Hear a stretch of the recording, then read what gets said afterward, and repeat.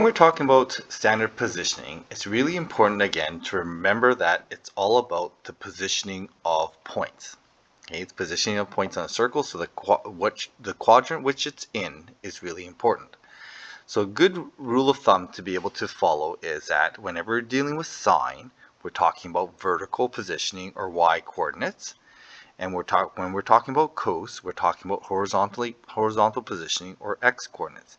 And the nice thing about our calculator is when we put in the angles, it will give us the position. Our calculator actually will give us position. So if I give our calculator an angle in quadrant 2, it will give me a negative cos or negative x coordinate and a positive sine or positive y coordinate. If I give my calculator a coordinate or an angle in quadrant 3, it will give me a negative sine, which means it's negative vertically, and a negative cos, which means it's negative horizontally. Okay, so our calculator does standard positioning. So when we do sine, cos, tan on our calculators, we will get standard positioning. So what we're going to focus on today is looking at solving for theta. So when we have a ratio and we want to solve for the angle, we need to use the inverse sine, inverse cos, inverse tan on our calculators. So when we take a look at this problem here, we're talking about sine. So we're talking about vertical. The vertical ratio is 3 to 8. So I'm showing a vertical line of 3 and the hypotenuse or radius of 8. Okay, and I can draw it in this position right there. So sine is my vertical positioning, so that 3 goes with my vertical positioning. And when I undo this sine, so I'm going to undo this sine with an arc sine.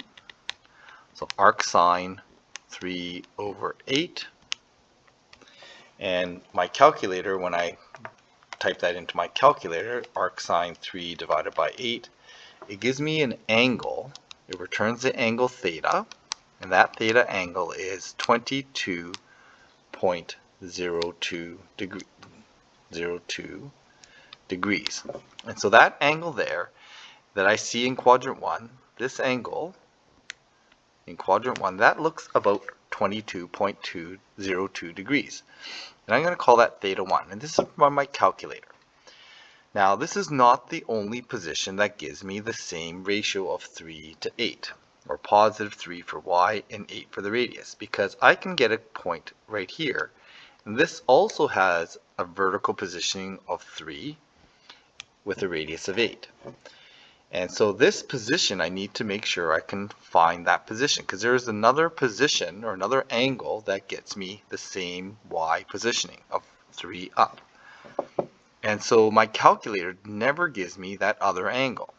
In fact, sine, when I undo sine, the arc sine function actually is only in quadrants 1 and 4.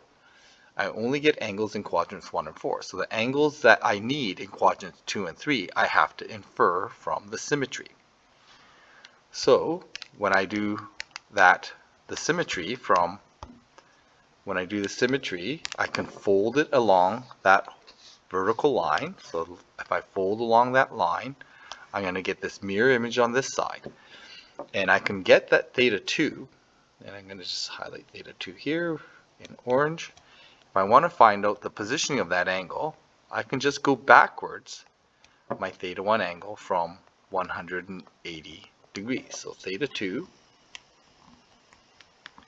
is equal to 180 degrees minus theta 1, which is 22.02 degrees. So there's lots of ways to get to that same position. Okay, I'm just going to mark that in orange because that one's the theta 2 position. And 180 minus, that answer was 157.97 degrees, or 98, I'm going to round that to 98, sorry. 98 degrees. So there's my theta 2 angle. And that is going to put me in the right position in quadrant 2. So there's lots of ways we can get there. The easiest way is to just fold along that vertical line and just use the symmetry from 0 this way and 180 this way. That is where my formula comes from.